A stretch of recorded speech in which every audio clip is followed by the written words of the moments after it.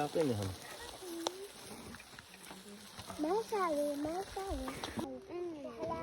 وضع أفكي حافظة الترند.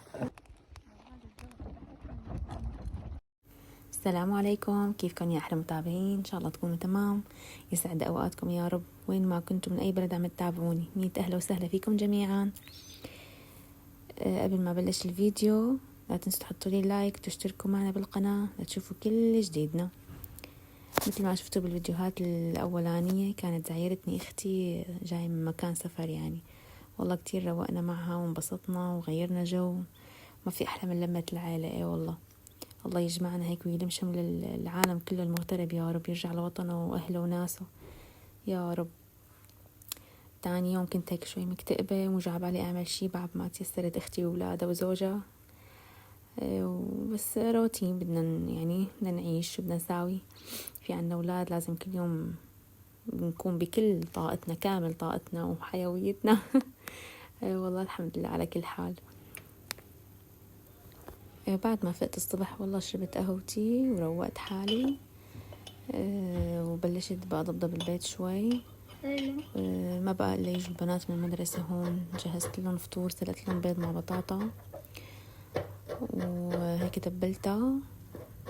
يعني ما في هون وقت شوي بيكونوا اجوا الأولاد، فلازم اركض ركض بقى بالفطور. انا ما بفطر بكير، ما بحب يعني لما يجوا البنات من المدرسة، يعني بدنا على 2 بيجوا بفطر معهم يعني. والله وبيروح قلبهم البطاطا يعني والبيض المسلوق. كتير شفتوا الأولاد بيحبوا البيض المسلوق. يعني لازم يرجعوا على البيت يلاقوا حواضر فطور شي، أهم شي البيض موجود. هون أنا عم قيم شوي لإلي بلا زيت، ما بحب أكل بزيت كتير، عم خففه من أكلي. الزيت البلدي، القري، السمنة، هيك الأكل المدعوم بزيوت كتير عم خففه من أكلي أنا. يعني بصراحة ما أبدا ما عم حط زيت بأكلي، حتى شو ما كانت الطبخة بقيم حصتي بعدين أضيف عليها الزيت أو السمنة أو شي. والله لفيت لبنتي الصغيرة وبيكونوا اجوا البنات مشان هي بنتي بتحب دائما لفلها، لانه ما بتعب معنا على السفرة، دائما بتضل بتحوص وبتلوص. بلفلهم هي واختها يعني 2 تالي وملاك، بياكلوا ما شاء الله هنا يا رب. وبلشت بقى انظف قبل ما يوصلوا. قبل ما يصلوا البنات عم نضيف، وما أدركم مجلي كل نهار جلي جلي جلي. الحمد لله على كل حال. ما بنطلع من المطبخ. الله يقوينا يا رب، يقوينا على طاعته. يعني حتى صايرة عم حس حالي إنه بس لا هيك يضيق خلقي والأولاد هيك شوي يعني يعذبوني، بقوم بحمل حالي فوت على المطبخ. يعني صاير إنه خلص أنا بلتهب بالمطبخ، أنا كل هوتي صايرة بالمطبخ، فوت هيك لا اتفشش شوي بالمطبخ. هون البرادة، براد المي أنا هيك بحطها على المجلة.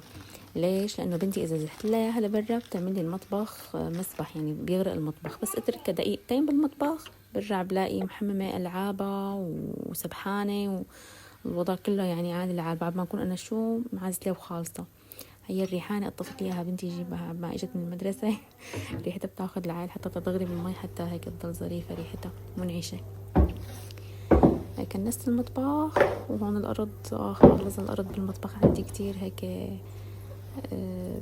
شو بيقولوا عنها، بدها جلي أكتر لحتى هيك تقشط تطلع بيضة. يعني كل ما بمسح بكنسها يعني هيك بتضل فيها وسخ، بتضل بتهزوها بتسرس هيك بيطلع منها. فأنا بمد سجادة، يعني بعد ما كنستها بمد هيك سجادة للمطبخ، بصير الوضع يعني ما بوشي تمام. والله كل يوم هذا الشي لازم، يعني كل يوم التكنيس المسح، يضل البيت نظيف وظريف. بعد ما خلصت هون كمان طلعت كملت برا تنظيف وقشط. وبعد ما اجوا البنات قعدت معهم، حكينا شوي تسلينا. بعدين قمت بقى شو بعد ما كنت يعني خاصة المطبخ وكذا وفطور وهيك وساويت البيت، قعدت مع البنات ورجعت فتت على المطبخ. من شغل المطبخ. اليوم طبختي فاصولي بزيت. كتير طيبة هالأكلة، خصوصي هلأ يعني هيك كتير بتحسوها يعني لا حامية ولا باردة، هيك الأكلة طيبة.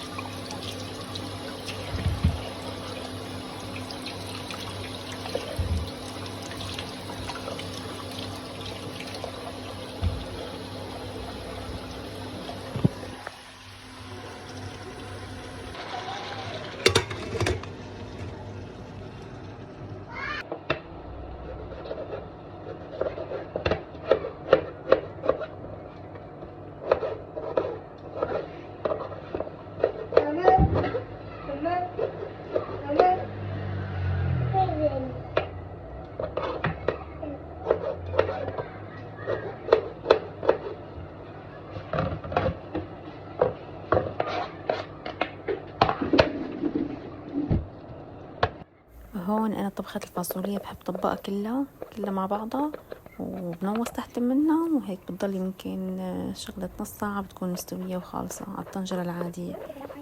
هيك بحب هيك طبقها كلها وخلاص انساها. يعني في منهم يمكن بيقلوا الفاصوليا شوي، أو في منهم بيفوروا الفاصوليا أول. لا أنا بحب طبقها كلها هيك مع بعضها.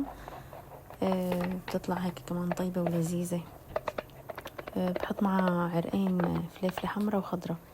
زمان وجدت الحمرا ما مشكلة، بس الخضرا كتير بتعطيها طعم طيبة كتير كتير كتير بحبها. وآخر شي طبعا ما تحط الثوم، سنين 3 توم عفوا، وبطفي تحت. ما كتير بحط يعني، ما كتير بخلي الثوم ينطبخ معه مشان يضل هيك طعمته فريش، يضل طعمته ظاهرة هيك مثل ما شفتوا. يعني بطبقها مثل ما هي وخلاص، بملحها بظبط لها الملح تبعها والزيت، وبنوص تحت منها وخلاص بتطلع كتير كتير طيبة. طبعا بدها زيت بلدي، الفاصوليا بدها زيت بلدي ما بدها زيت قلي. والله خلاص هيك بحركها، بنوص تحت منها وبصير الوضع تمام. هون بعد ما خلصنا غدا وتغدوا الأولاد ونيمت الأولاد، طلعت أتمشى أنا وابني. قلت له مشي نطلع نتمشى. صار بدها تمشاية، صار الجو كتير حلو عنا بالمنطقة، الجو بياخد العقل. يعني النسمة حلوة كتير. نزلنا على المول، قلت له جا بالي اتمشى بالمول. أنا بالعادة بطلع بتمشى على البحر. قلت له لا، هالمرة امشي نلف على الطرف الثاني، بدنا نروح نفوت على المول شوي، بما انه من غير شر الأولاد مو معي. بدي يكون الأولاد معي ما بعرف اشتري شي نهائيا، ولا بعرف وين أنا، ولا بعرف. فهلأ هيك طالعة أنا وابني تمشاية هيك على رواق.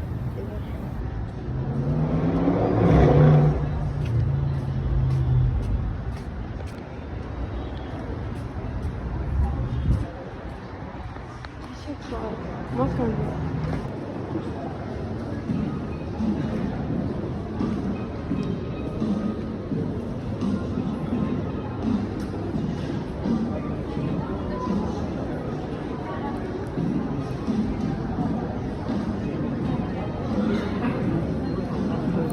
هون فت شوي على LC، حاطين شغلات كتير حلوة على الموقع.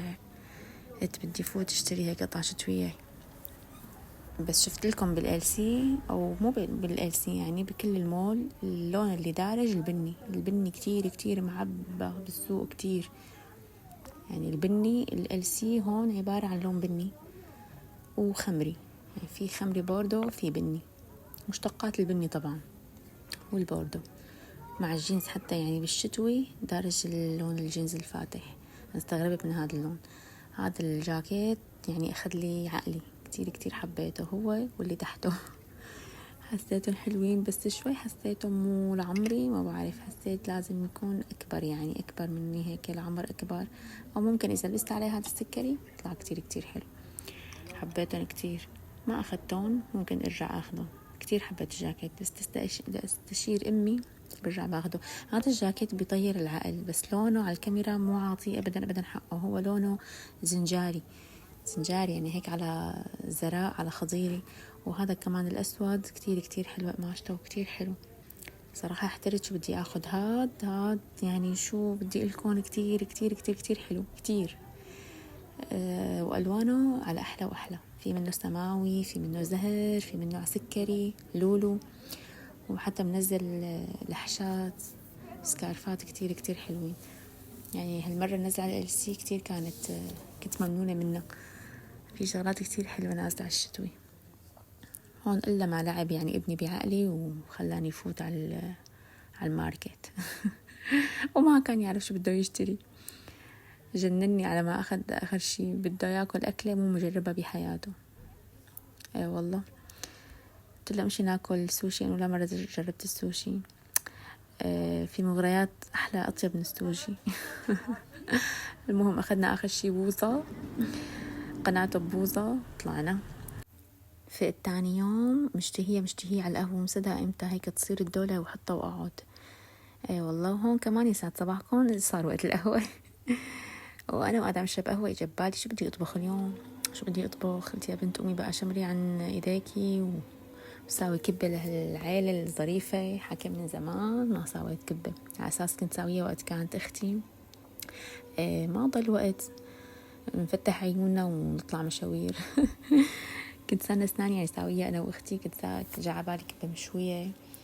ما مشي الحال نساوي كبة، فقلت خلص لازم ساويها بقى حتى لو لحالي. يعني تشجعت هيك ألف دفشة، يعني حتى أخير طلعت الماكينة وخلاص هميت. والله هون عم مساويها. للحشوة أنا ما كتير يعني بحب أعجقها، بس بهارات وشوية لحمة معه وبصلتين وبس. والله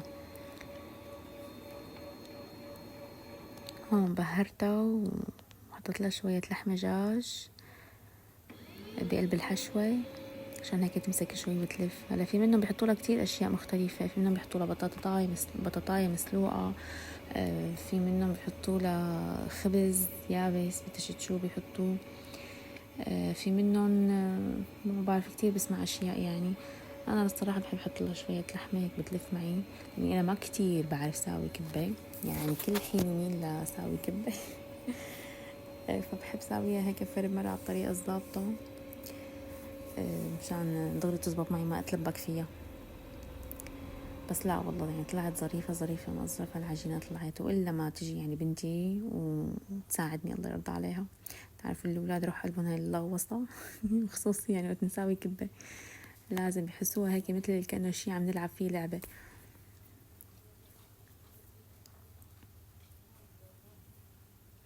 بس لا يعني والله أوقات الأولاد هيك بيحملوا عنا كتف. يعني هلا لو كانوا بناتي الكبار معي كان دغري خلصت. الصراحة ما كانوا بالمدرسة. هيك شوي يعني طورت بالعجينة لأنه لحالي وهي فوق راسي كل شوي تالية بدي ساوي إلا ما خليتها تساوي. بس آخر شي لعبت بعقلي يعني. بس والله أكلة معتبرة. وهون بلشت معك يا روانة، معك لحتى تصير تمام.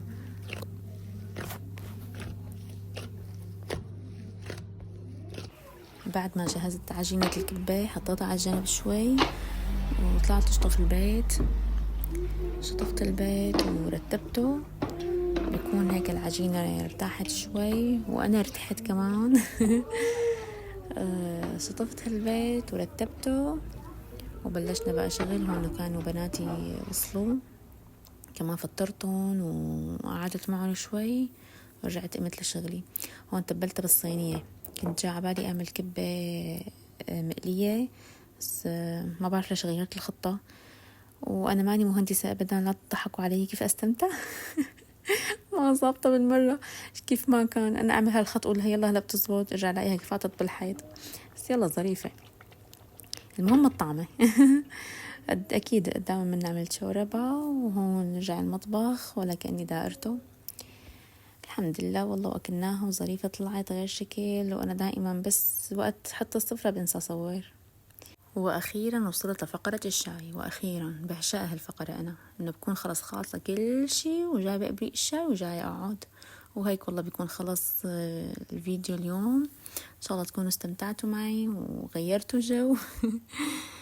ولا تنسوا تدعموني بلايك وتشتركوا معي لتشوفوا كل جديدنا. تصبحوا على خير.